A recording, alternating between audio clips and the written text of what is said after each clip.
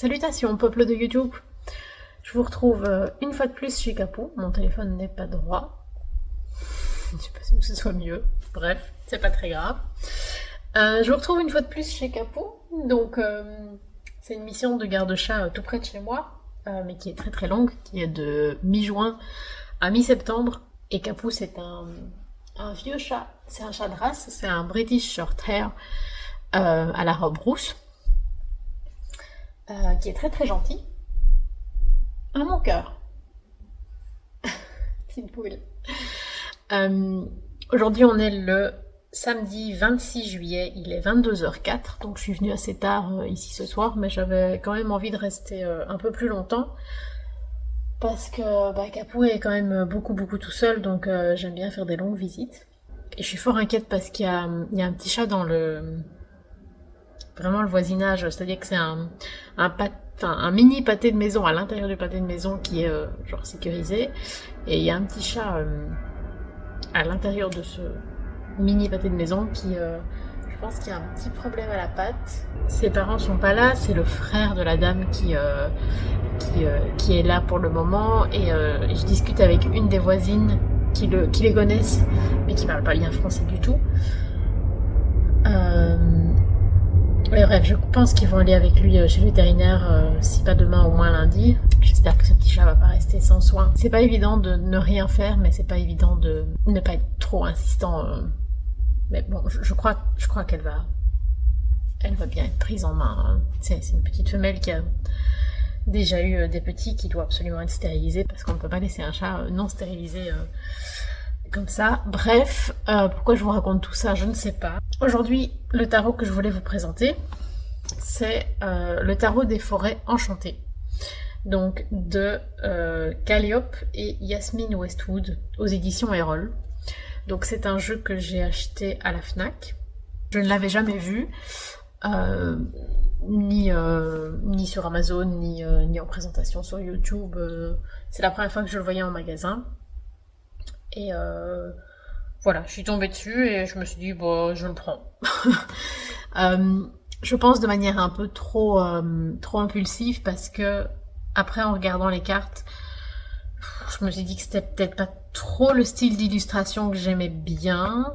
Le choix des illustrations, pourquoi pas, mais c'est plutôt la manière dont c'est illustré qui me convainc à moitié. Mais après, en l'utilisant, je l'aime quand même bien. Faites-en ce que vous voulez. Donc c'est un très très gros coffret, très épais, et qui en fait a l'apparence d'un livre. On a des petites libellules. Donc c'est pas très haut pour un coffret, enfin c'est pas petit, mais il y en a des plus hauts, mais c'est vraiment épais. Donc la phrase accrocheuse pour représenter le jeu, c'est un voyage magique vers la découverte de soi. Je vais vous lire le 4e bout de couverture. Préparez-vous à un voyage transformateur mené par des personnages captivants à travers l'univers mystique des bois anciens. Découvrez des forêts enchantées où des personnages féeriques vous attendent, prêts à partager leurs histoires et leur sagesse. Grâce à eux, plongez dans votre subconscient pour révéler vos vérités cachées et éveiller vos émotions les plus profondes. Ils deviendront vos alliés de confiance et vous guideront pour trouver les réponses à vos questionnements, stimuler votre créativité et embrasser la puissance qui réside en vous. Embarquez dans ce voyage extraordinaire et laissez-vous envahir par l'émerveillement des forêts enchantées. Voilà, c'est un jeu qui coûte 27,90 €. En tout cas, à l'heure actuelle, il est à ce prix-là. Donc, c'est un prix standard pour un jeu mass market aujourd'hui.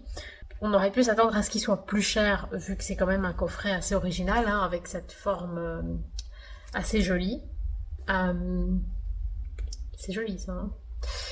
Donc, on a une ouverture comme ceci, donc vraiment comme un livre, avec des petits aimants. Quand on ouvre, ça ressemble à ceci. Quand nous sommes arrivés ici, nous avons trouvé cet endroit fantastique, très excitant et plein d'aventures. Donc c'est une citation de Enid Blyton dans L'arbre qui batifolait. Je n'ai pas lu. J'ai déjà lu Enid Blyton, mais pas ce livre-là. On a un petit livre donc qui est assez petit, puisque la boîte est petite, mais qui est épais, avec une reliure collée. C'est un livre qui sent bon, mais rien d'exceptionnel non plus, qui est tout en couleur. Il vient de sortir, hein, il est sorti en 2025. En mai, à la base, c'est un tarot américain qui s'appelle The Westwood Tarot. Et donc ici, il a été traduit par Christine Destruo.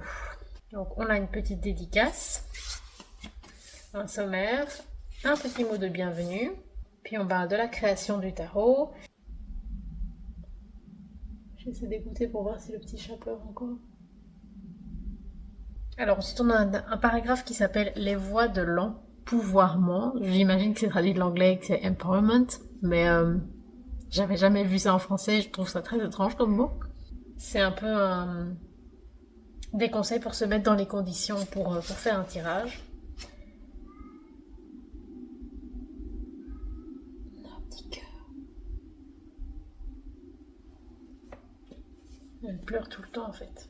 Donc ensuite on nous parle des suites, des cartes de cours. Et donc on commence carte par carte. Donc ça se présente comme ça. On a une petite représentation en couleur de la carte avec une sorte de citation un peu poétique qui moi ne me parle pas spécialement, qui donne un peu l'impression qu'on nous raconte une histoire tout au long du tarot. C'est utilisé à la fois pour les majeurs et pour les mineurs.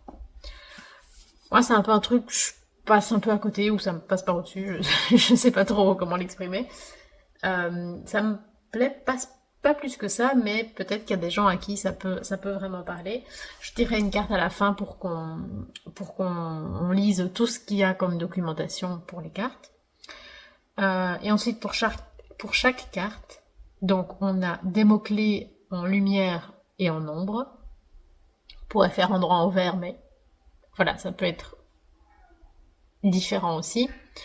Ensuite, on a une description de la scène qui est assez longue, ça fait un peu plus d'une page. C'est très de nouveau dans un peu l'ambiance conte, l'ambiance fable. Peut-être qu'il y a certaines personnes ou certains types de tirages dans lesquels ça peut amener quelque chose. On a Capou qui va manger. Moi, dans les tirages que j'ai déjà fait avec le jeu, j'étais vraiment pas du tout dans ce type d'énergie. Ça m'a pas plus parlé que ça.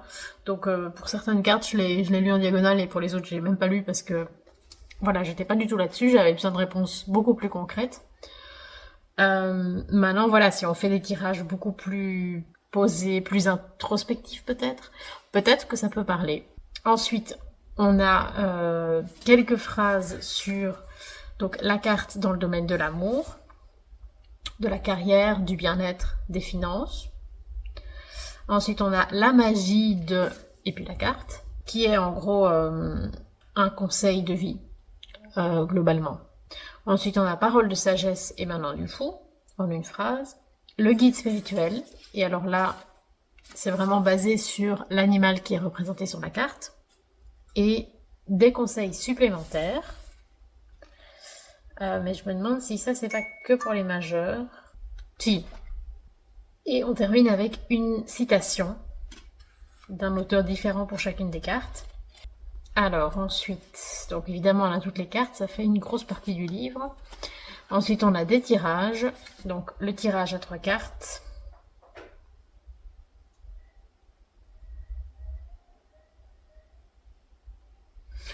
Donc l'auteur propose toute une série de tirages différents mais à 3 cartes. Il y en a 9 différents. Ensuite un tirage à 5 cartes associé à la recherche de l'amour. Et pour finir, un tirage à 9 cartes associé aux perspectives. Ça va mon capou, petite boulette? Tu vas faire des bisous? Vous le voyez ou pas? Oui. Un petit charou. Bonjour mon capou. Alors ensuite on a un petit mot sur l'illustratrice et un petit mot sur l'auteur. Et c'est tout. Oh mon capou, on va regarder les cartes. Petite boulette. Alors moi, je ne sais pas pourquoi, mais il y avait parmi les cartes ceci qui est, je suppose, un test de couleur de l'imprimeur. C'est très inattendu, c'est rigolo. Et on a un petit mot qui vous mentionne que si vous avez un problème avec votre jeu, vous pouvez les contacter. Alors, mon jeu n'est plus dans l'ordre puisque, comme je vous l'ai dit, j'ai déjà fait des tirages avec. Enfin, un gros tirage, on va dire. Qu'est-ce qu'il y a, Capot? Mais oui, mon amour. Je vais vérifier que tout va bien quand même. Alors, les cartes sont assez grandes. Moi, j'arrive pas à prendre tout le paquet comme ça. Donc, je dois les brasser dans l'autre sens. Elles sont glissantes et luisantes. Donc, c'est assez agréable de les manipuler. Elles glissent très bien sur elles-mêmes. On peut les étaler très facilement. Elles sont assez souples. Et elles plient un peu, mais elles reprennent bien leur forme aussi. Donc ça, c'est pas tellement un problème. Les bords sont dorés. Je ne sais pas du tout si ça va tenir dans le temps. Ici, après le brassage que j'ai fait, j'ai pas eu de soucis. Donc je pense que c'est d'assez bonne qualité. Ceci, c'est le dos, que j'aime beaucoup. Pour faire le shuffle, ce que je fais, c'est que je le fais sur le côté, c'est-à-dire que comme mes mains sont trop petites pour prendre le paquet vraiment en main, ce que je fais, c'est que je les... comment je peux vous montrer ça? Je les shuffle par un angle. Et du coup, ça me permet de le faire sans devoir tenir la carte par son plus grand côté. Je sais pas si c'était compréhensible et utile comme remarque, mais voilà. C'est comme ça que je fais. C'est pas spécialement facile de faire le shuffle parce qu'elles sont souples mais pas molles non plus et elles sont quand même vraiment grandes. Donc c'est pas si évident que ça. Voilà, je vous propose de regarder les cartes. Les cavaliers sont représentés par des chevaux. Donc ici le cavalier d'épée. On a l'ambiance de l'hiver, comme souvent dans la suite des épées. Je trouve que selon les cartes, il y a des cartes qui font cheap. Celle-ci ne fait pas cheap. Je trouve, enfin j'ai pas cette sensation de 3D mal faite. Non, elle est encore assez jolie cette carte-ci. Le 3 d'épée où le cœur est représenté avec des roses. Je trouve que c'est un peu plus maladroit déjà. On a l'impression que c'est un peu des éléments qui ont été mis ensemble de manière un peu maladroite. Mais c'est encore joli. J'aime bien aussi toute la luciole, petit champignon. Et on remarque, je crois que c'est un pigeon. Je vais vérifier dans le livret, mais avec une petite voilette, comme une veuve en fait, j'ai l'impression. Ils disent que c'est une gallicolombe, donc oui, c'est bien la famille du pigeon. Je connais pas cette espèce en particulier. Alors le cavalier de bâton, donc comme toujours, je vous disais, on a un cheval. En soi, l'idée de l'effet sur lui n'est pas mauvaise. Maintenant, je trouve qu'il y a une forte différence de qualité entre le cheval et le décor, qui est limite un peu pixelisé, alors que le cheval est très très net. Je trouve que c'est pas très heureux comme montage. Ouais, ce côté un peu comme en lave, je comprends ce que ça représente, mais je suis pas super fan de l'illustration elle-même. Par contre, je trouve que le cavalier de coupe, on comprend bien ce qu'il représente, le message qu'il apporte. C'est peut-être un peu cucu, mais je trouve que il fait bien son job du coup. Alors, la lune, on a mis vraiment l'accent sur l'écrevisse. On a une petite libellule et... Bon, le chien est représenté... c'est un loup plutôt. Oui, c'est un loup. Le loup est représenté directement dans la lune. De nouveau, c'est un peu kitsch, mais... je crois que c'est surtout une question de goût. Et il n'est pas complètement à mon goût. Mais... vous allez me dire que s'il n'est pas à mon goût, j'avais qu'à pas l'acheter. Pour le roi de coupe, c'est l'illustration qu'ils ont choisie sur la boîte. Donc on a une grenouille avec une sorte de fraise, donc cette collerette autour du cou. C'est très original comme roi de coupe. J'aime bien les idées, mais après je trouve que par exemple ici on voit que les différents éléments n'ont pas vraiment la même échelle les uns par rapport aux autres et donc c'est un montage pas très heureux quoi, j'ai envie de dire. Mais sinon j'aime bien les idées. Le 10 d'épée avec un petit merle. Dans le livre il disait que c'était un merle, moi je le... Enfin, ou alors un juvénile peut-être. C'est pas évident à voir je trouve.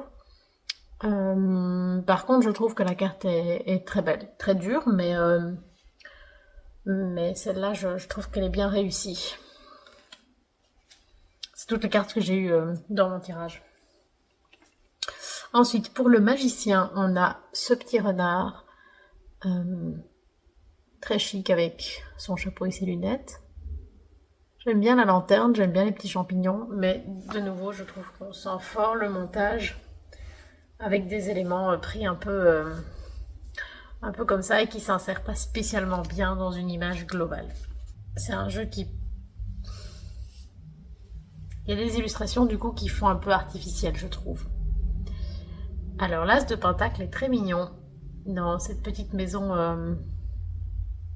en forme de noisette. De nouveau, c'est pas super bien fait quand on regarde vraiment dans les détails. On sent que c'est vraiment fait sur PC et pas de la meilleure manière, mais l'illustration est belle. Je vais arrêter de répéter tout le temps la même chose parce que vous avez compris. Pour le 9 de coupe, j'aime bien la manière dont ils ont changé toutes les couleurs des coupes pour faire l'arc-en-ciel. C'est un chouette choix de représenter la libellule. Pour le hiérophant, on a une corneille qui porte une sorte de chapeau d'escargot avec des petites souris qui l'écoutent. Le 8 de pentacle est très mignon avec ces souris qui ont construit, j'imagine, leur petite maison dans les prés. C'est choupinou. Je suis allée libérer une petite souris aujourd'hui que j'ai attrapée dans un piège. J'ai des pièges justement qui leur font pas de mal, qui ne font que les attraper quand elles rentrent dans la maison et du coup je vais les relâcher. Alors pour l'impératrice, je voudrais vérifier comment s'appelle cet animal parce que donc c'est pas mentionné. Bon c'est une sorte de vache sauvage et ils lui ont fait une coiffe en perles et en plein de trucs en fait. Pourquoi pas? C'est peut-être pas ce que j'aurais moi choisi de représenter, mais pourquoi pas? Il est marrant le 6 de bâton avec... on a un petit chat sur le dos d'un escargot, donc en termes de taille, on n'est pas très réaliste, mais c'est rigolo. Je trouve ça surprenant l'idée de revenir triomphant sur le dos d'un escargot. Ça peut peut-être vouloir dire que la réussite, c'est pas du jour au lendemain qu'elle arrive, qu'il lui faut du temps. Alors le chariot, c'est au lieu d'être une carriole tirée par des chevaux, c'est un zèbre qui est tout seul, qui théoriquement peut accueillir un conducteur, mais qui là est tout seul. C'est chouette comme image de se dire que le chariot c'est pas la carriole, c'est celui qui la tire. Donc on parle de l'indépendance. Et par contre, je sais pas si vous allez le voir. Ouais, ici on voit en fait il y a la petite languette d'échantillon des couleurs qui a laissé son empreinte sur une des cartes. Bon, pour moi c'est pas très grave, je vais pas renvoyer mon jeu pour ça, mais voilà. Je sais pas si ça peut arriver sur d'autres jeux, mais en tout cas sur le mien c'est arrivé. Alors la tour, je pense que c'est l'idée que c'est un arbre mort dans lequel il y a toutes des petites vies qui se sont installées et il est frappé par la foudre, donc tout le monde s'enfuit. De nouveau d'un point de vue visuel, autant l'idée est chouette, autant la réalisation est pas top top. Alors l'empereur c'est un gorille. C'est jamais une carte que j'aime trop, l'empereur, et ce genre de grand singe ne me met pas très à l'aise. Donc sans doute que c'est un bon choix. J'aime que très moyennement le fait qu'on parcourt différents environnements sans vraie logique. Ce que je veux dire, c'est que c'est des forêts de différentes parties du monde, hein. C'est pas juste la forêt comme on a chez nous, la forêt tempérée, puisqu'on a des animaux d'autres latitudes. On a des animaux de la savane, on a des animaux des forêts tropicales, on a même des animaux domestiques. Donc c'est un peu la nature de manière très large. Je trouve ça un peu surprenant. Moi j'aime bien quand on est quand il y a plus de cohérence, quand c'est vraiment une zone géographique plus déterminée. Mais bon, c'est peut-être mon aspect biologiste qui fait ça. Peut-être que ça vous gênera pas du tout, mais voilà, moi je mentionne ce que j'observe moi. Alors pour les amoureux, on a des inséparables. C'est évidemment bien trouvé. Pour le 9 de bâton, on a la girafe. Là, de prime abord, le lien est pas évident, spécialement pour moi. Elle a un petit chapeau ambiance steampunk. Mais par exemple, vous allez jamais avoir... Ou alors c'est justement de ça que ça parle. Parce que, allez, la girafe c'est un animal de la savane. Donc on n'est absolument pas dans une forêt, ni dans une prairie. Or, ici la manette mouche, c'est clairement un champignon de nos régions. Peut-être qu'elle pousse dans la savane, mais j'ai des gros doutes. Ça m'étonnerait qu'il y ait des marguerites ou des pâquerettes comme ça dans la savane.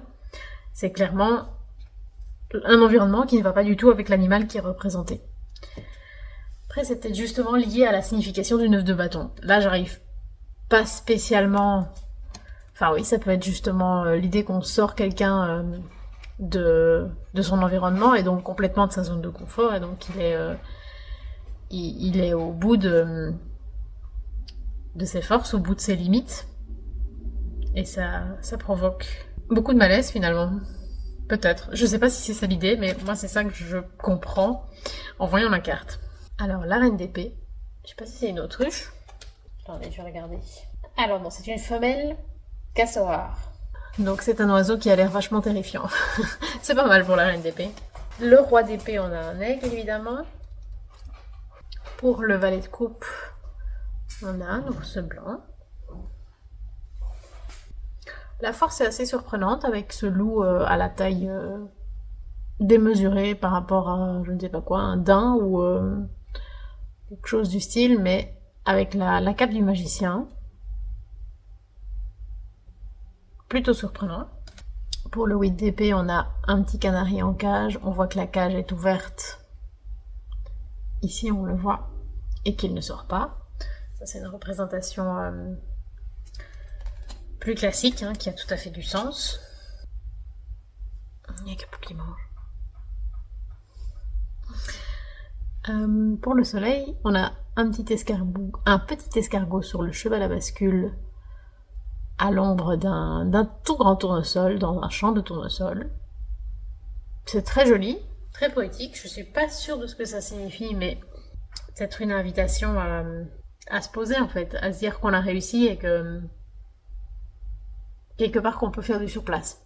Je suspecte qu'il y a peut-être pas que c'est fait en image de synthèse, mais qu'il y a clairement l'utilisation de l'image de synthèse dans la manière dont le champ de tournesol est dessiné dans les détails.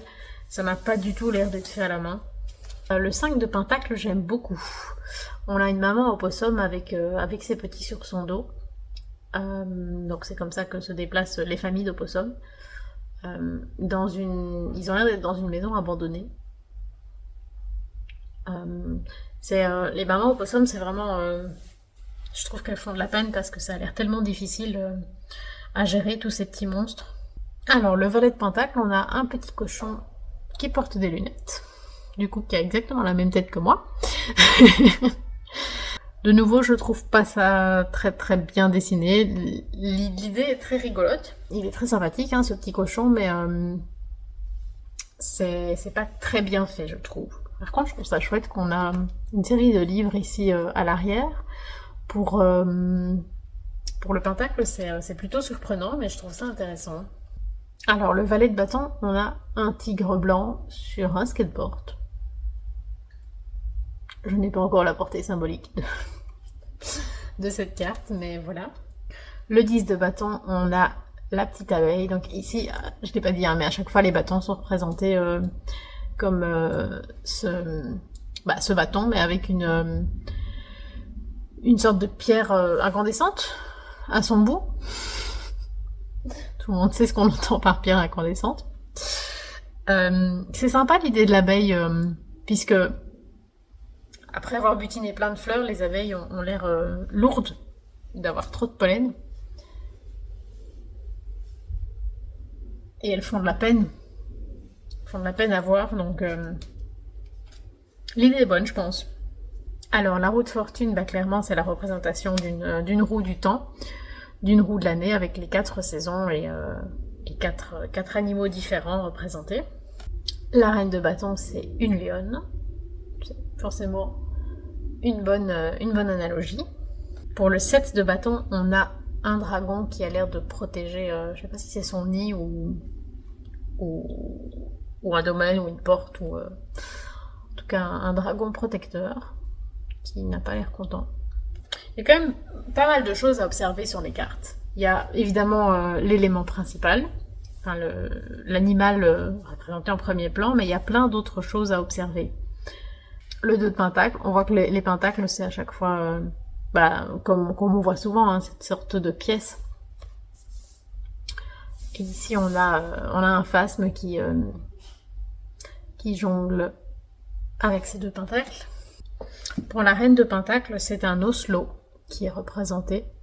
J'ai vérifié dans le livret parce que les grands félins, je les confonds un peu tous, je vous avoue, je suis pas du tout une spécialiste. Voilà, elle a une sorte de col un peu à l'ancienne avec une couronne. Voilà, il y a plein de choses à observer. Le 4 de bâton, on a 2 pans qui se marient. Donc ça peut représenter la célébration, la fête, le fait de démarrer un foyer, de vraiment être chez soi. Le 3 de bâton, on a un chameau. Un chameau qui arrive dans une étendue d'eau. Donc c'est clairement surprenant pour un chameau. Peut-être que c'est l'idée qu'il est parti à l'aventure pour trouver de l'eau, justement. Je m'étais mis de l'Oasis dans mon mug Star Trek. Pour l'étoile, on a une licorne. C'est un bon choix, je pense. Mais on voit qu'on est un peu dans une forêt. Je sais pas si c'est l'hiver ou si c'est l'idée que la forêt est morte. Ou peut-être l'idée de garder la foi en une renaissance, en des jours meilleurs. Chaque carte est plus surprenante que la précédente. Et je trouve qu'on ne voit pas ce à quoi on s'attend. Parce que par exemple, le 10 de pentacle, me dire que c'est des petits éléphants qui fêtent Noël, j'aurais pas pu le sortir ça. Donc, ça va mon capot? Bah oui, tu es où? Tu es où, Chacha? Petit capot? Je vais voir s'il se bataille pas avec le petit chat du jardin. Mon capot. Mais oui, tu observes la nuit. Observe la nuit, mon Chacha. Ah, mon cœur.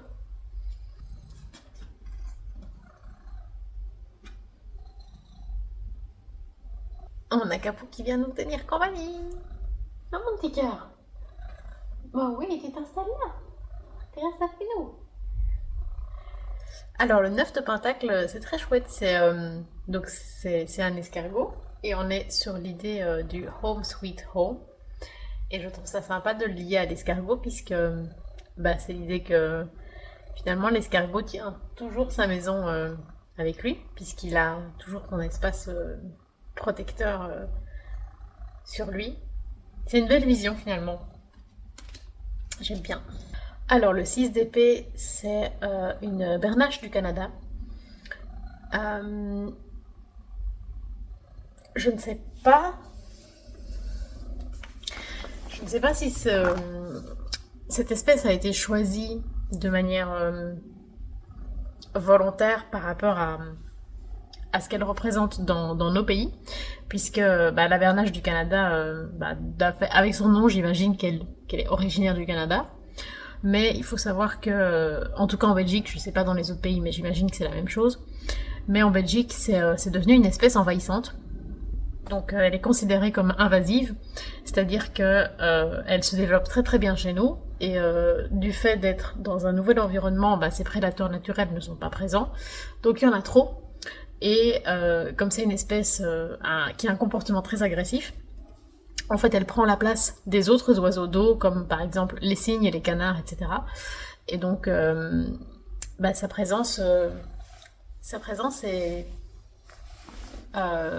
pose problème dans les environnements naturels en Belgique. Donc, je sais pas si c'était choisi en fonction de ça, dans l'idée que les bernaches auraient quitté leur environnement au Canada pour s'installer ailleurs, ou alors c'est peut-être juste l'idée que c'est une espèce migratoire. Je vais regarder dans le livret, ça m'intrigue.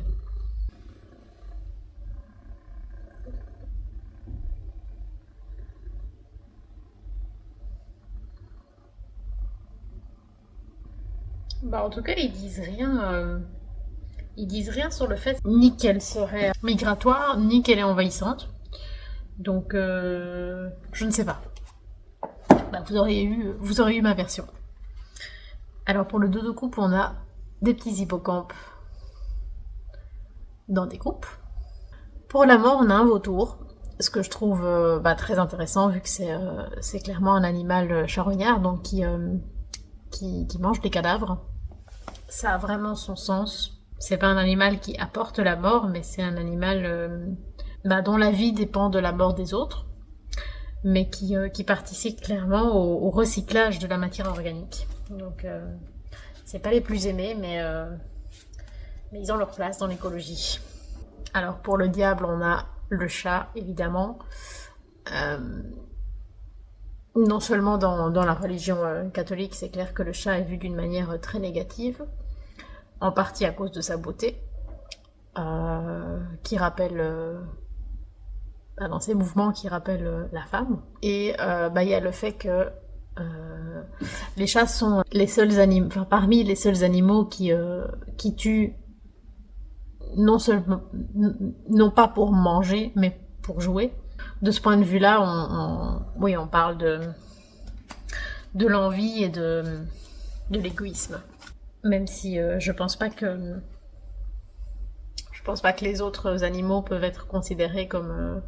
c'est pas conscient le fait que les autres animaux ne tuent que pour se nourrir. Donc c'est pas qu'ils expriment un respect vis-à-vis des autres espèces, c'est juste que ça se fait comme ça. Mais voilà, c'est des métaphores évidemment. Le 4 de pentacle avec le petit écureuil qui garde précieusement ses pentacles. C'est très bien fait, puisque c'est rigolo, puisque en général on pense en tout cas que les écureuils oublient où ils cachent leurs graines, donc c'est rigolo parce que c'est précieux pour eux, mais c'est ça qui fait aussi que ils participent au renouvellement des forêts. Le 3 de pentacle avec les fourmis. Ça aurait pu être n'importe quel autre insecte social, mais la fourmi est un très bon exemple, surtout en termes de travail. Pour le 3 de coupe, on a la pieuvre, qui est assez surprenant, je trouve. J'ai mal partout. Alors l'as d'épée, il y a des ailes sur l'épée, ce qui donne un peu une ambiance de Vif d'or dans Harry Potter. Mais je pense pas que c'est l'idée que l'épée est un animal. À mon avis, c'est plutôt l'idée du papillon.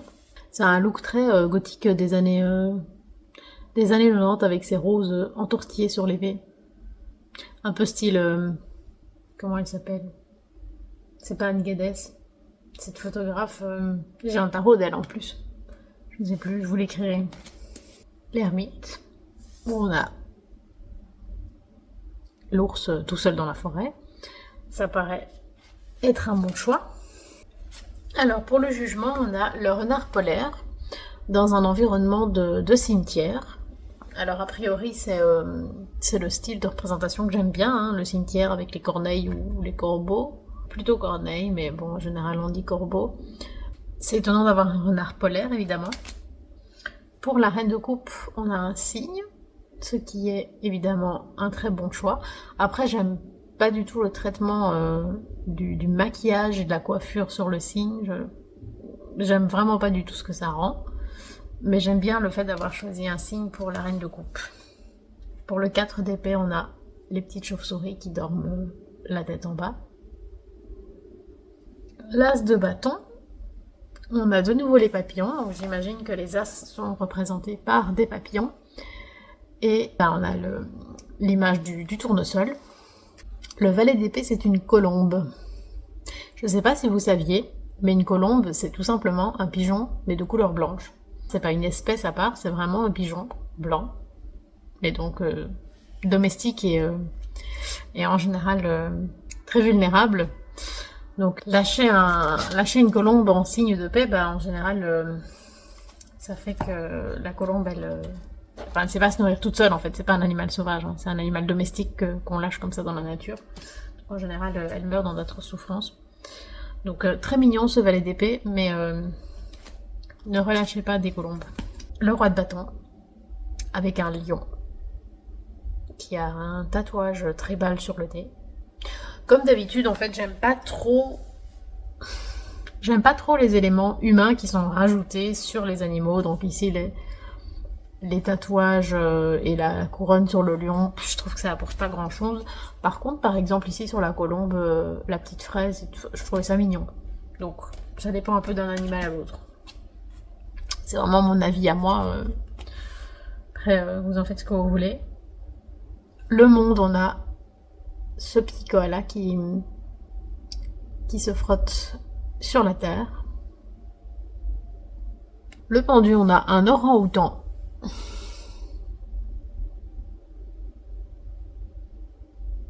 Je sais pas, le fait qu'il porte des vêtements et qu'il ait une montre, est-ce que c'est entre guillemets pour se moquer de l'être humain et de ce qu'il s'inflige? Je ne sais pas. Je vous donne pas beaucoup d'infos en fait. C'est chouette que Capou soit venu avec nous. Alors pour l'as de coupe, cette fois-ci, on n'a pas de papillon. On a des lucioles et on a, je pense, un poisson volant. Dans le livret, je pense pas qu'ils disent ce que c'est. Le 6 de coupe, on a des dauphins. Je sais pas si c'est l'idée, hein, mais le rapport à l'enfance avec le jouet ici. Et peut-être le fait aussi que les dauphins sont des animaux qui sont très très appréciés, surtout par les gens plus jeunes. Je dis pas que les gens plus âgés n'aiment pas les dauphins, hein, mais j'ai l'impression que c'est très courant pour beaucoup de gens d'avoir une période dans leur vie pendant laquelle ils sont passionnés par les dauphins. Il y a des gens chez qui c'est plus fort que d'autres, il y a des gens chez qui ça passe, il y en a d'autres chez qui ça ne passe pas. Mais voilà, c'est une impression que j'ai eue. La grande prêtresse, c'est un hibou. Je ne sais pas lequel, je vais regarder. Donc c'est le harfang des neiges. J'aime beaucoup. Dans la forêt avec tous ces petits champignons et le parchemin et puis la petite grenade, hein, bien sûr, qui est typique de la grande prêtresse. Le 7 d'épée, j'imagine que c'est une veuve noire, hein, avec cette marque rouge sur son corps, je pense que c'est bien ça. Le fou, je crois que c'est une cigale. J'imagine que c'est une référence à la fable La cigale et la fourmi, puisque la cigale ne prévoit rien et vit le moment présent et en tout cas c'est à ça que ça me fait penser. Le 5 de bâton, nous avons tous des espèces de dragons serpents qui s'entremêlent. Très surprenant, je trouve. C'est vraiment des animaux chimériques. Enfin, on a déjà eu un dragon avant, mais c'est particulier. Oh mais oui, tu t'es fait peur mon bébé.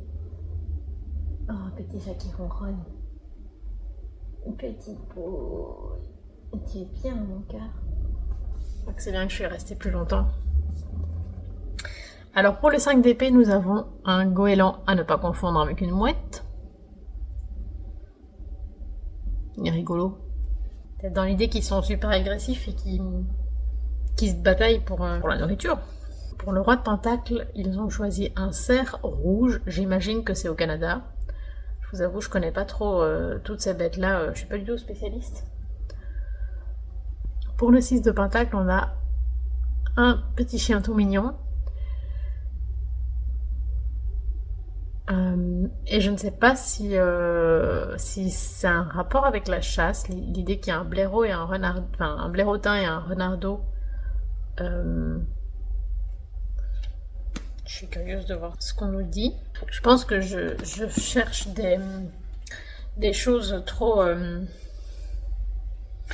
intellectuelles entre guillemets et trop scientifiques entre guillemets. Je pense que c'est beaucoup plus une ambiance. Comme le dit le titre, hein, de forêt enchantée, donc une ambiance de fable, une ambiance de magie, quelque chose de plus naïf, de plus mignon, de moins prise de tête. Je crois que je suis trop prise de tête pour ce tarot.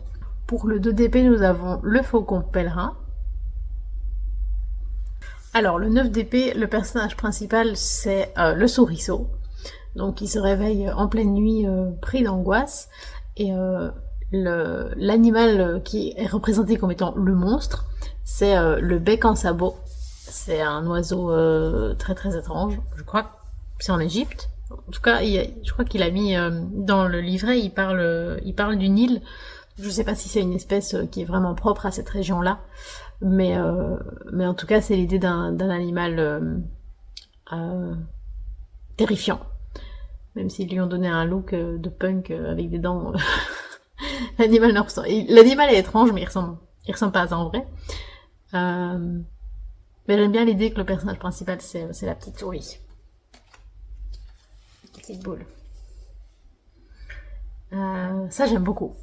La tempérance avec le petit champignon. Ça, c'est chou comme tout.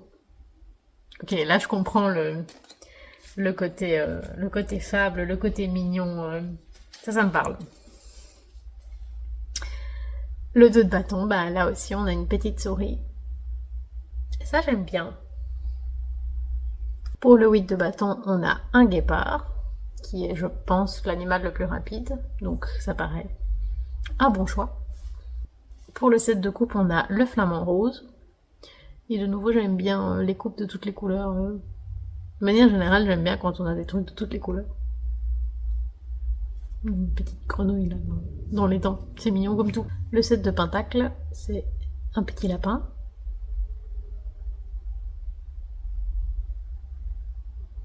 Pour la justice, nous avons la grue. Le 8 de coupe, c'est une otarie. Le 5 de coupe, le pingouin.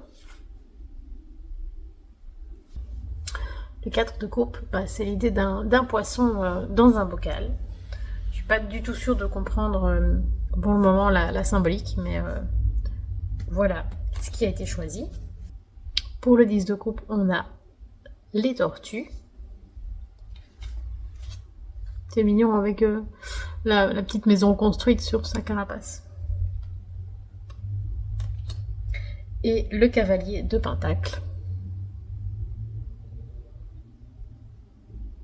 qui est bien beau. Je vous propose de tirer une carte pour que je vous lise quand même tout ce qu'il y a dans le livret, parce qu'il y a beaucoup de choses. Moi, ça me parle pas plus que ça, mais je pense que c'est intéressant de voir un peu le ton du livre pour voir si si c'est quelque chose qui peut vous parler. Moi, je pense que je vais continuer à utiliser le tarot. Même si je pense que j'ai une approche plus... j'arrive pas à avoir une approche aussi innocente et rester dans cette ambiance de fable.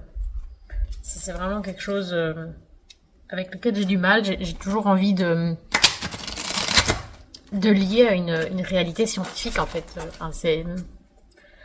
C'est un peu normal, hein, c'est ce que j'ai étudié, donc ça prend une grande place évidemment dans ma manière de réfléchir, ma manière d'être. Et la biologie passe par au-dessus de, de la fable finalement. Donc, je pense pas que c'est un tarot pour moi, mais en tout cas, j'arrive à en faire quelque chose de sympa quand même. J'ai raté mon cheval. Si facile à faire, hein. Je fais parce que les cartes, objectivement, sont beaucoup trop grandes pour moi. C'est pas simple. C'est pas simple du tout. Elles sont chouettes à battre, même si elles sont trop grandes, parce qu'elles glissent bien et c'est une bonne qualité de carte, quoi, ça c'est sûr. Ça, y a pas de souci. Alors, la carte que nous avons, c'est le roi de Pentacle, donc le cerf rouge. Donc, dans le livret, on a d'abord un petit encadré ici avec... Je crois que c'est à chaque fois, c'est l'animal qui parle. Oui, c'est ça l'idée, je pense. En tant que roi, je viens montrer que le dévouement mène au succès. En toute sincérité, je dois vous faire un aveu. Le secret de mes succès, connaître ma valeur et prendre la place qui me revient, ordonnée par ma naissance. Les mots-clés en lumière sont ambitieux, responsable, discipliné, fiable, traditionnaliste, proactif, sens des affaires, constant, courtois, influent, consciencieux, professionnel, digne de confiance, ingénieux, imperturbable, leadership, structuré et respectueux.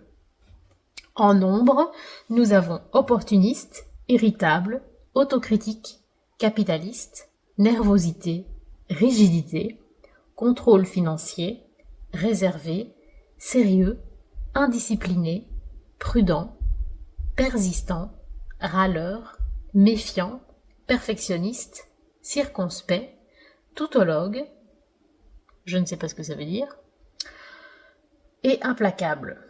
Je trouve que le mot indiscipliné sort très fort du lot, en tout cas dans l'ombre, ça sort fort du lot des autres mots-clés.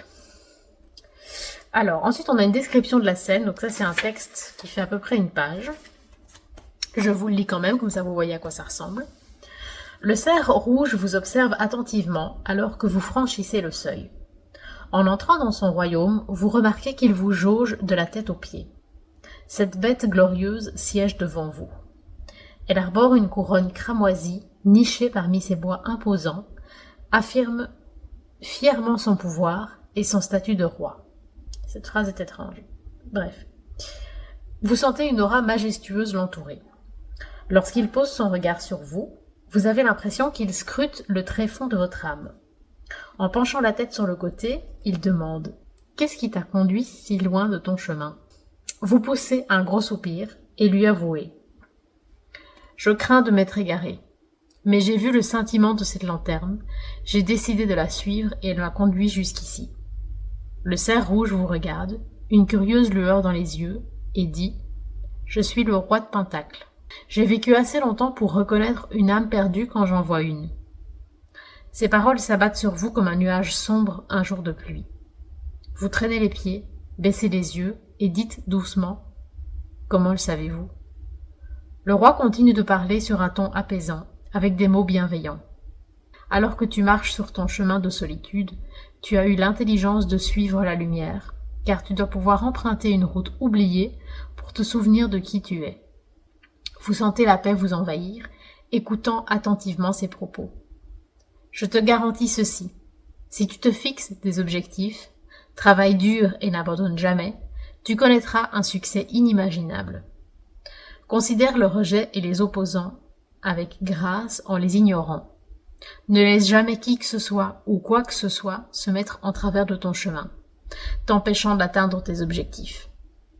Vous vous frottez le centre de la poitrine et vous vous sentez touché. Souriant avec gratitude, vous vous inclinez, remerciant le roi pour ses conseils avisés. Vous vous relevez lentement. Une fois debout, vous êtes envahi par une profonde illumination. Faisant un signe d'adieu, vous vous retournez pour retrouver le sentier. Vous posez la main sur votre cœur, récupérant la graine de votre âme. Sentant sa croissance radieuse se fondre avec votre rayonnement intérieur, vous souriez alors que vous faites briller la lumière dans le monde. On est un peu dans une ambiance de méditation, je trouve.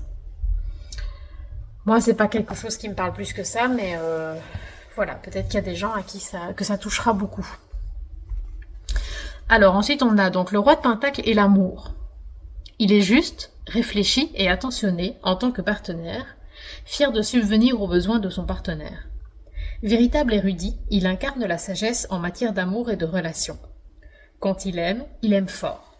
Une fois sa confiance brisée, elle est irréparable, ne laissant aucune place à une seconde chance. Ensuite, on a le roi de Pentacle et la carrière. Homme d'affaires par excellence, il possède l'esprit d'entreprise ultime et remporte de grands succès dans tout ce qu'il entreprend. Il occupe généralement des postes de responsable financier au sein de la société, incarnant un excellent directeur financier, tout comme un patron généreux et pragmatique. Le roi de Pentacle est le bien-être. Il vous conseille de soigner vos genoux, vos os et votre peau, maintenant les articulations souples via des mouvements doux et des étirements. Canalisez sa détermination pour atteindre vos objectifs en matière de santé et de bien-être. Ensuite, nous avons le roi de Pentacle et les finances. Il excelle dans la gestion et le repérage d'opportunités d'affaires uniques, tout en gardant un œil attentif sur ses comptes. Il sait faire parler son argent et apprécie les personnes ayant un statut similaire. Alors, le signe astrologique du roi de Pentacle est le Capricorne, donc ce sont les gens qui sont nés du 22 décembre au 19 janvier. Les paroles de sagesse émanant du roi de Pentacle.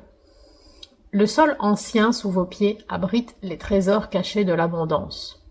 Cultivez tendrement les graines de votre âme et regardez-les s'épanouir en une magnifique forêt de prospérité et d'épanouissement. Ensuite, nous avons donc le guide spirituel. Donc c'est le cerf rouge. En tant que roi des deux royaumes, ses sabots sont fermement ancrés dans le sol, tandis que ses bois majestueux s'élèvent vers le monde des esprits. Leurs 8 pointes représentent la maturité et leur croissance continue s'accompagne de la capacité à abandonner, chaque année, l'inutile. Le cervidé vous invite à sortir de votre zone de confort, à vous lancer dans de merveilleuses aventures et à créer des souvenirs durables qui resteront longtemps après votre départ. Embrassez la sagesse de l'abondance et le pouvoir de la détermination en nourrissant votre esprit vers un chemin prospère. Laissez un formidable héritage derrière vous. J'aime bien le guide spirituel. Et alors on termine avec une citation. Premièrement, l'argent est roi.